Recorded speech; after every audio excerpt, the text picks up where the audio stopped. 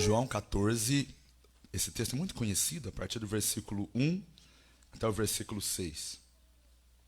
Acompanhe a leitura, por favor. Não se turbe o vosso coração. Credes em Deus, crede também em preparar-vos lugar. Quando eu for e vos preparar lugar, voltarei e vos receberei para mim mesmo, para que onde eu estou, estejais vós também. E vós sabeis o caminho para onde eu vou. Disse-lhe Tomé: Senhor, não sabemos para onde vais, como saber o caminho? Respondeu-lhe Jesus: Eu sou o caminho, e a verdade e a vida. Ninguém vem ao Pai senão por mim. Agora, Romanos capítulo 8, por favor.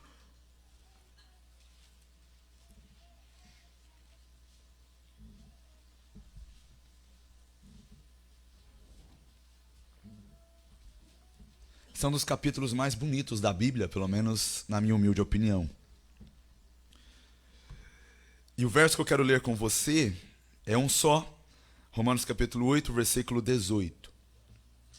Porque para mim, tenho por certo que os sofrimentos do tempo presente não podem ser comparados com a glória a ser revelada em nós. Outro texto. Os textos você conhece bem.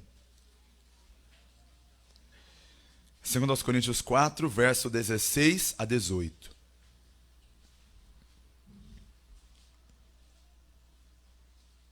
Leiamos. Por isso não desanimamos, pelo contrário, mesmo que o nosso homem exterior se corrompa, contudo o nosso homem interior se renova de dia em dia. Note esse versículo. Porque a nossa leve e momentânea tribulação produz para nós eterno peso de glória, acima de toda comparação. Não atentando nós, nas coisas que se veem, mas nas que se não veem, porque as que se veem são temporais, e as que se não veem são eternas. Vou ler o último. Eu vou fazer uma exposição cada um desses textos. A gente vai demorar um pouco. Estou brincando, não é isso, tá? Filipenses capítulo 3. Esse é o último texto que eu gostaria de ler para trazer à nossa memória verdades benditas como essas. Filipenses capítulo 3. Pois a nossa pátria está nos céus. Vou repetir, tá bom? Pois a nossa pátria está nos céus, de onde também aguardamos o Salvador, o Senhor Jesus Cristo, o qual transformará o nosso corpo de humilhação para ser igual ao corpo da sua glória, segundo a eficácia do poder que ele tem de até subordinar a si todas as coisas. Mais um. Não, estou brincando, é só esses mesmo.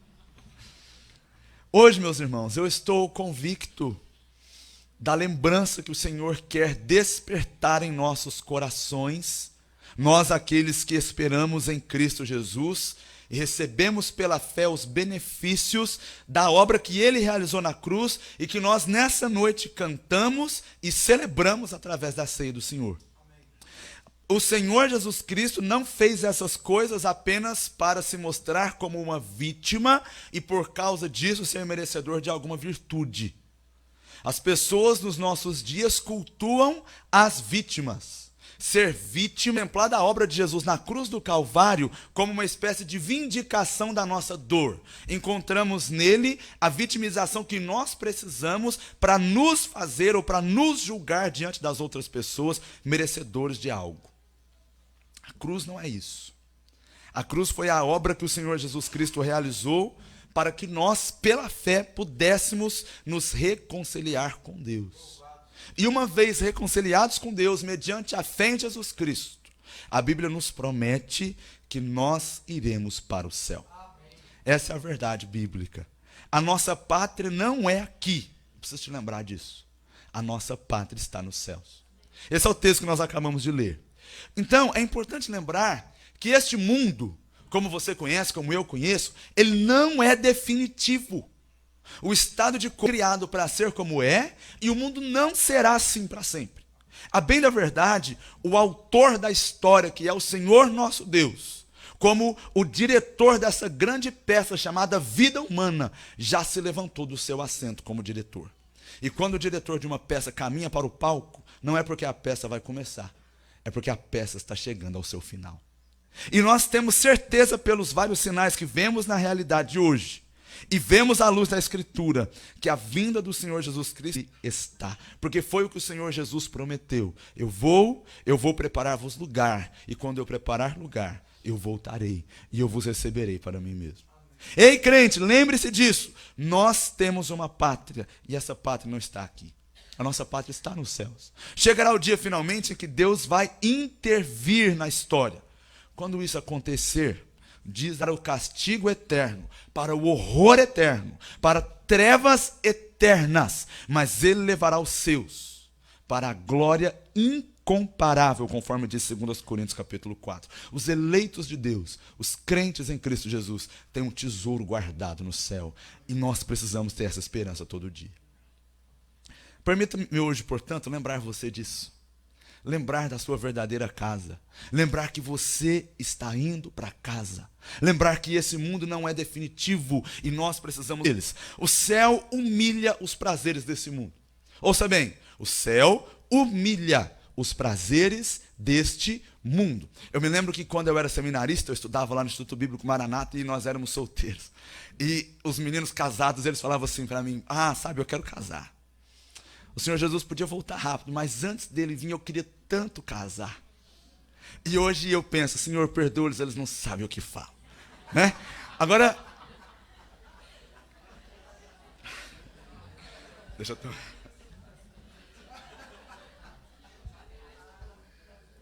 eu... ambição, quando a alegria infinita nos é oferecida na glória.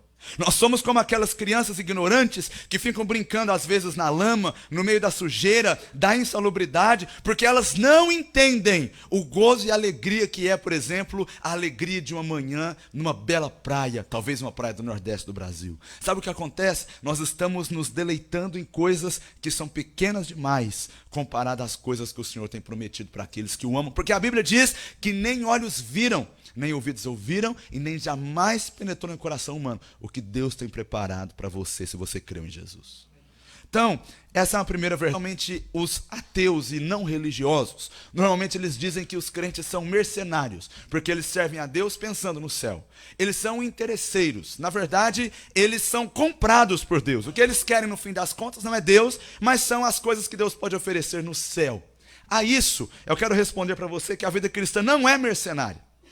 Porque existem tipos diferentes de recompensa. Deixa eu te explicar. Há recompensas que não têm conexão natural com as coisas que você faz. Por exemplo, se você se casa por dinheiro, você é um mercenário ou uma mercenária. Agora, por outro lado, se você se casa por amor, o casamento em si é a recompensa natural pelo amor que você devota a outra pessoa. Então você percebe que existem tipos na sua vitória a recompensa apropriada pela batalha que ele travou. O que eu quero dizer para você, em outras palavras, é que recompensas apropriadas, elas são a própria atividade em estado de consumação. O céu se trata disso. O céu é para aqueles que amam o Senhor. Para aqueles que amam o Senhor, a sua recompensa natural será a presença eterna, plena e genuína do próprio Senhor. Então, o céu, na verdade, não se trata de ser mercenário. O céu é uma recompensa para aqueles que amaram o Senhor durante o seu tempo de vida nesse mundo. Além disso, o céu é uma realidade provada pelos nossos próprios instintos. Eu vou usar aqui de um pensamento de um escritor que você deve conhecer, C.S. Lewis. Ele disse o seguinte: o estar faminto não prova que temos comida. Isso é verdade. Você pode estar faminto e morrer de fome, que ela é de uma raça em que o seu corpo é fortalecido através do alimento. E que ela existe num mundo, ou habita num mundo, em que existem substâncias comestíveis. Você conseguiu entender isso aqui? A ter fome não prova que você tem comida em casa. Mas ter fome prova que você foi feito para comer. E que existe comida em algum lugar. Agora pense comigo no céu. Da mesma maneira, embora eu não creia que o meu desejo pelo céu prove que eu irei desfrutá-lo, Porque ir para o céu todo mundo quer, mas nem todo mundo vai desfrutar dele. Ainda assim, o nosso desejo por ele é uma boa indicação que ele existe e de que algumas pessoas irão. Por um motivo, nós sentimos falta de coisas que nós não vemos ainda. As belezas desse mundo, elas são fragrâncias de uma flor que nós nunca encontramos. Parece que as glórias e as alegrias desse mundo são como aquele som que você aquece, mas você não consegue se lembrar dele perfeitamente, você já deve ter passado por isso. Assim são os nossos anseios pelo céu. As belezas desse mundo são ecos. Elas são notícias de um país que nunca visitamos, mas de alguma forma nós sabemos que pertencemos a ele. O C.S. Lewis conclui esse raciocínio dizendo assim: eu descobri em mim mesmo desejos que nada nessa terra pode satisfazer. A única explicação lógica é que eu fui feito para outro mundo. Eu fui feito para o céu. E além disso, o céu é fonte de identidade. Eu quero muito que você acompanhe esse pensamento comigo. Irmãos, a nossa identidade, no fim das contas, sempre está ligada a algo maior do que a gente. Preste atenção nisso. O que as pessoas buscam nas causas pelas quais elas lutam é uma identidade. E nós encontramos e percebemos isso, especialmente, muitas vezes se transtornam ou se corrompem num tipo de auto-idolatria, porque você encontrou naquilo lá, naquela particularidade temporal, a fonte da sua identidade. A gente precisa, todos vocês precisam, e eu também, de um senso de pertencimento. Você tem que saber que pertence a alguma coisa. É por isso que quando você é um jovem, um adolescente, está na faculdade ou está na escola, o seu sonho é fazer parte daquela turminha de descolado e popular. Pois é, eu era da turma descolada, né? Então eu não sei o que é isso. Mas, não, era meu sonho também. Mas, veja bem, nós temos o nosso senso de pertencimento, ou nós buscamos isso em algum lugar. O céu é o lugar último onde nós encontraremos essas coisas. No céu, quando nós ouvirmos muito bem, servo bom e fiel, nesse lugar, com essas palavras, o nosso senso de pertencimento será. É por isso que a Bíblia diz que a nossa pátria está nos céus, e é por isso, ouça bem, que o crente não se sente bem nesse mundo, porque ele não é daqui. Se ele pertence a esse mundo, ele não é de lá. Porque o céu é esse lugar para nós. O céu, portanto, como nossa pátria, será esse lugar. O lugar de acolhimento, de aceitação, de reconhecimento. Olha o que diz 1 Coríntios capítulo 8, versículo 3. O apóstolo Paulo diz que nós não somente conheceremos a Deus, mas diz a Bíblia, nós seremos conhecidos por Ele. E é esse sentimento que vai tomar o nosso coração. Portanto, o céu é o lugar onde você será bem-vindo. O lugar onde você vai ser recebido e reconhecido. Nós seremos convidados a entrar, e diz Apocalipse que nós entraremos pelas portas. Você pensa assim, quando você lê, né? A gente é ignorante. É claro que nós entraremos pelas portas. A gente vai fazer o quê? Vai pular o muro? A ideia de entrar pelas portas é a ideia que você chega com prazer. Então essa é a ideia de entrar pelas portas. Portanto, nós finalmente, estaremos do lado de dentro daquela porta que nós sempre avistamos só pelo lado de fora. Vai ser naquele dia que nós não precisaremos mais da aprovação dos homens, porque nós nos encontraremos lá. Esse é o céu. Veja, quando você encontra a aprovação de Deus, você encontra a sua própria identidade. Além disso, o céu também é um lugar de integração. Deixa eu mostrar uma coisa para você. Na Bíblia, na maioria desses textos que a gente leu, inclusive o de Filipenses 3, que é o último texto que eu li e que ficou aberto aqui na minha frente, a Bíblia fala de glória. Lembra? Aqui o texto diz no versículo 21 que Deus vai transformar nosso corpo de humilhação para ser igual ao corpo da sua glória. Romanos capítulo 8 diz que os sofrimentos do tempo presente não se comparam com a glória que será revelada em nós. Se nós lermos lá 2 Coríntios, a Bíblia diz a mesma coisa, que as tribulações que são leves e momentâneas produzem em nós eterno peso de glória. Por um motivo. Já notou que a glória na Bíblia sempre está muito ligada com luminosidade, com brilho, com esplendor? Já percebeu isso? Sempre acontece isso. Veja a descrição do novo céu, da nova terra, da nova Jerusalém no Apocalipse. Ruas de ouro, a cidade edificada com pérolas e pedras preciosas. E a Bíblia diz que nós teremos vestes resplandecentes. E eu ficava me perguntando, que graça tem, afinal de contas, ser uma espécie de lâmpada viva? Porque eu quero brilhar. afinal de contas. Isso parece um tanto estranho. Só que esse é um símbolo que nos leva além disso. Não há nada demais em ser brilhante. Não teria nada que nos atraísse no céu se você dissesse que no céu você vai brilhar. A questão não é essa.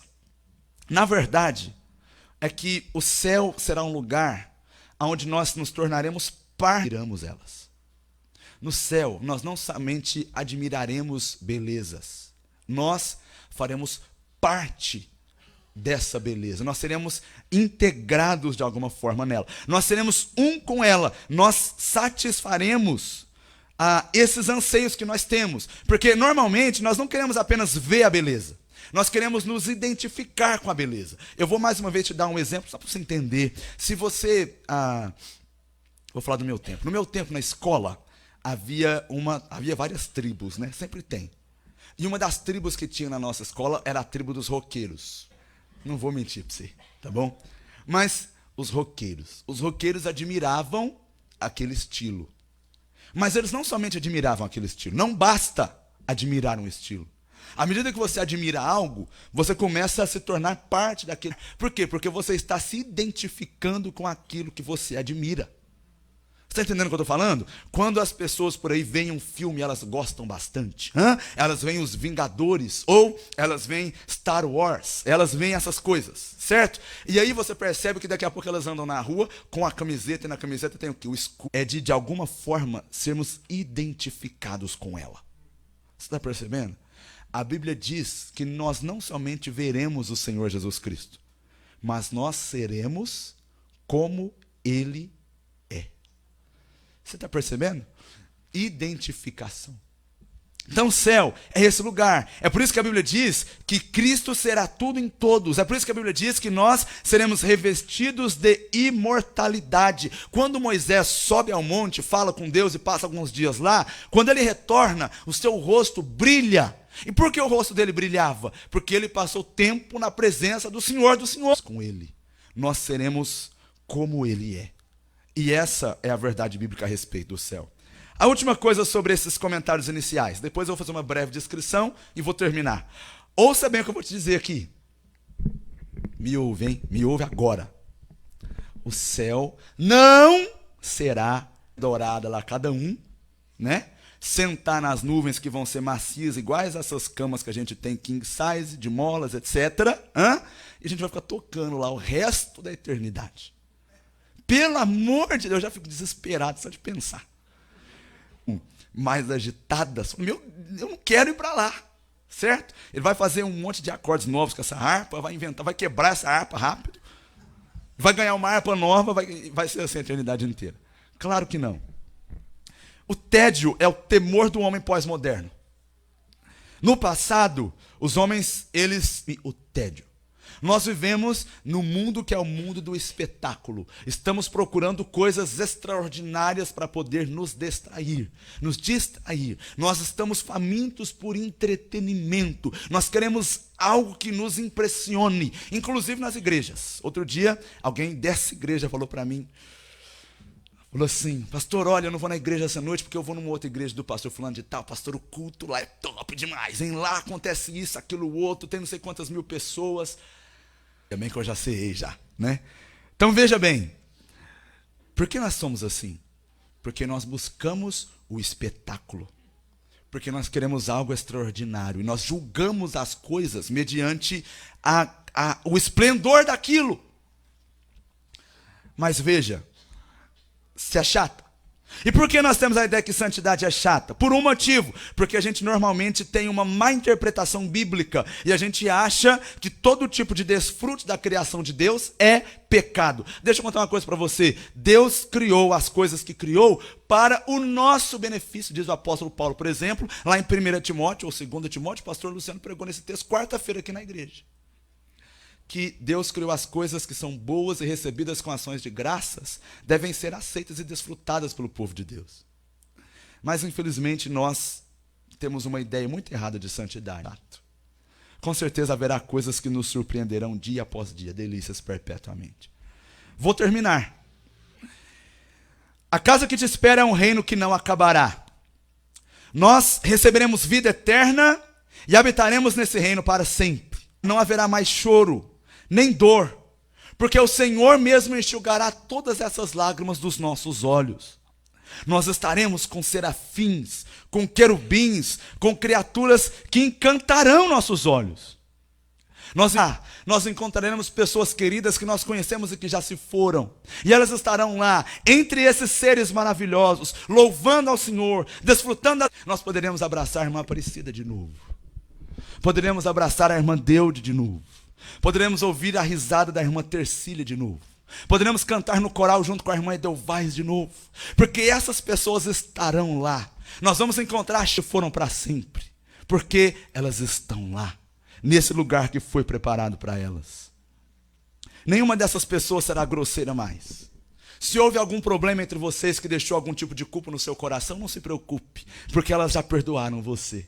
E quando você finalmente chegar lá, essas pessoas serão amadas. Lá haverão anciãos com coroas de ouro. Haverão santas virgens com suas harpas douradas. A harpa aqui, eu tive que pôr ela aqui, né? E homens e mulheres, Senhor, desse lugar, todos estarão bem. Todos serão revestidos com imortalidade. E todos nós nos encontraremos com eles. Lá, todos os nossos pecados serão perdoados. Deus. Mas chegará o momento em que essa culpa não existirá mais, porque nós não mais pecaremos contra o nosso Senhor. Lá, a luz brilha o tempo nessa vida. O ar da nossa futura casa é doce, é puro. As árvores são verdes. As flores têm cores vivas. Os manjares são ira do rei e para a consolação dos filhos de Deus que chegarem lá também. Lá nós receberemos galardões, recompensas pela nossa fidelidade nessa terra. Os habitantes desse lugar são chamados povo santo e remidos do... Lá finalmente se cumprirá o que diz o Salmo 126, quando ele diz que aquele que sai andando e chorando enquanto semeia, voltará com júbilo trazendo seus feixes. Aquele serviço que você talvez fez e ninguém reconheceu. Aquilo que nós sacrificamos por amor ao Senhor. Eu sei que talvez pareça que não vale a pena, mas vale, porque quando chegarmos lá, o Senhor que é justo dará recompensa por causa de cada um dos nossos labores nesse mundo. Ruas são pavimentadas com ouro. A glória natural da cidade vai fazer nossos corações vibrarem dia após dia. As nuvens serão nossos carros. Os anjos caminharão conosco. A beleza será inexprimível. Este será o paraíso de Deus. Lá nós encontraremos a árvore da vida. Nós comeremos dos seus frutos. Ela nunca mais dá. As coisas que vimos na terra, tristeza, aflição, doença, câncer, morte, essas coisas não serão conhecidas mais. A gente nem vai se lembrar delas. Nós caminharemos em justiça com todos aqueles que receberam descanso das suas aflições. Aliás, lá será lugar de descanso, dourada na parede em inglês. E quando eu almoçava, eu li aquela frase. E aquela frase dizia: todas as feridas que foram abertas na terra serão curadas no céu. Não haverá mais nenhuma delas lá. Lá nós receberemos todas das nossas orações. Lá as lágrimas e o sofrimento pelo rei por todo esse caminho vai finalmente chegar ao fim. Lá nós desfrutaremos da constante presença do Santo, com louvor, com júbilo, com ações de graças, porque não mais haverá fraqueza em nossa carne, e é por causa disso que nós serviremos aquele que é digno sem impedimento. Meus irmãos e irmãs, quando a gente chegar lá, os nossos olhos vão se encantar com o que nós veremos. Os nossos ouvidos preitas. Lá nós seremos recebidos com honras. Diz a Bíblia que vai ser cantado um cântico: bem-aventurados aqueles que são chamados à ceia das bodas do Cordeiro. Lá ouviremos o Senhor dizer: entra no gozo do teu Senhor. Lá nós seremos transfigurados em seres de luz, resplandecentes como o ouro no seu maior brilho. Os portões serão abertos para nós. Nós vamos sair e entrar sem constrangimento. Quando chegarmos lá, nós seremos livres para exercer, porque a nossa natureza terá sido transformada e a lei de Deus terá sido gravada em nosso coração. Quando chegarmos lá, a arte vai ser a melhor de todas. Vai ter cinema lá, viu? Vai ter cinema lá. Cinéfilos, olha, boa notícia para você. Sabe por quê? Porque no céu vai ter arte. No céu, as músicas serão as mais lindas possíveis. Só não vai ter funk lá mais. Funk acabou, vai só aqui nesse mundo que tem. Eu acho, né? Não, acho que é assim mesmo. Lá vai ter moda, mas a moda será purificada. As nossas vestimentas serão as mais... E hoje não tem respostas, serão respondidas. Deixa eu dizer uma coisa para você. Você tem perguntas que nós não temos respostas. Você tem. E às vezes você vem perguntar coisas para mim, e eu digo para você com muito carinho assim, também não sei. Porque essa é a nossa vida. Mas quando chegarmos lá, não haverá pergunta que vai resistir. Porque a própria presença de Deus vai ser a resposta suficiente para as nossas indagações. Diante da face do Senhor, todas as perguntas desaparecerão. Ele é a resposta que a gente precisa. Lá não haverá mais depressão. Crente tem depressão sim, gente. Pelo amor de Deus, vamos ser francos, tá bom? Mas lá não vai ter mais. Lá não vai ter angústia mais. Lá não vai ter ansiedade mais, nunca mais. Lá, meus irmãos, a ciência será super avançada. A tecnologia vai ser de ponta. Nossos smartphones não vão quebrar, nem estragar, nem morrer do nada. Isso não vai acontecer lá, assinantes. Embora todas essas coisas sejam lindas, quando chegarmos na nossa casa, a maior glória para nós é saber que o nosso Senhor estará lá. E porque Ele estará lá, ainda que não tivesse nada mais além dele, nós seríamos eternamente satisfeitos. Eu quero terminar dizendo para você só duas coisas. A primeira, permaneça firme. Os sofrimentos do tempo presente não se comparam com a glória que será revelada em nós. A Bíblia diz, e eu quero lembrar você, a gente leu esse texto, a nossa leve e momentânea tribulação produz eterno peso de glória acima de toda comparação. Permaneça firme, porque nós estamos indo para casa. A segunda coisa, se a nossa pátria e a nossa casa está lá, não espere que esse mundo te dê o que só o céu pode te dar. Eu ouvi a história em algum lugar, e eu termino com ela, de um missionário que estava chegando finalmente, depois de passar longos anos, me parece que na África, pregando o Evangelho. Ele finalmente se aposentou, a missão o chamou de volta para a sua terra, América do Norte, e lá estava ele voltando. Ele percebe uma grande festa lá. Placas, comemoração, fogos de artifício. E ele olha para sua esposa, aquela senhora que também gastou a sua vida em prol do Evangelho. E ele diz para ela, olha, parece que o pessoal veio nos receber. O que ele não sabia é que tinha uma figura pública importante no navio. E quando ele finalmente desce do navio, não tinha nada a não ser papéis no chão. Aquela festa toda já tinha terminado e as pessoas haviam ido embora. Com certeza aquele homem ficou bem chateado. E ele então vira para sua esposa e diz, está vendo? Depois de gastar a vida inteira servindo ao Senhor, voltamos para casa e o que encontramos? Nada. Ninguém para nos receber. Será que valeu a pena todo esse tempo? Eles foram para casa, a sua esposa sempre sabe, por isso que hoje é o dia delas, elas merecem o dia delas mesmo. Depois de mais algumas reclamações desse homem, ele torna para sua esposa e ele diz assim, você acha que vale a pena ter servido a Deus, sendo que depois chegamos em casa e não recebemos ou não somos recebidos por ninguém? Em casa. Porque a nossa pátria está no céu. É quando nós chegarmos lá que nós vamos descobrir que o nosso labor valeu a pena. Então não se prenda às coisas desse mundo. O céu é a cura para aqueles que se apegam demais a esse mundo. Ei, você está se contentando com muito pouco. Por outro lado, o céu é a cura para aqueles que foram desprezados por esse mundo. A nossa pátria não é aqui.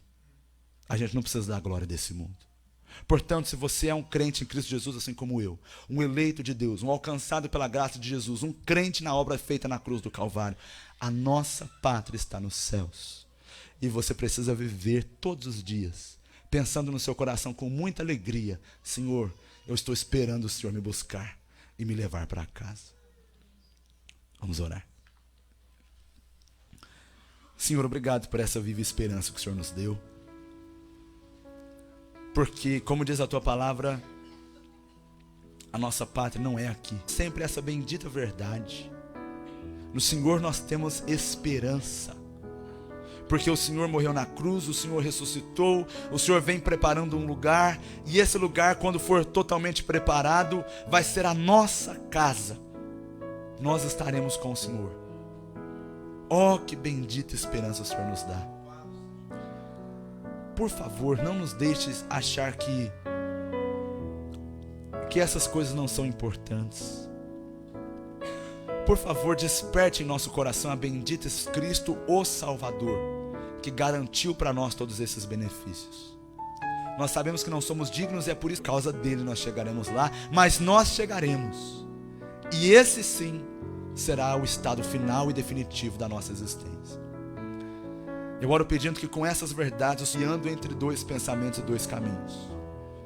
E o Senhor desperte naqueles que ainda não têm vivido na tua presença o senso urgente. Nós queremos viver na expectativa do cumprimento delas, em nome de Jesus. Amém.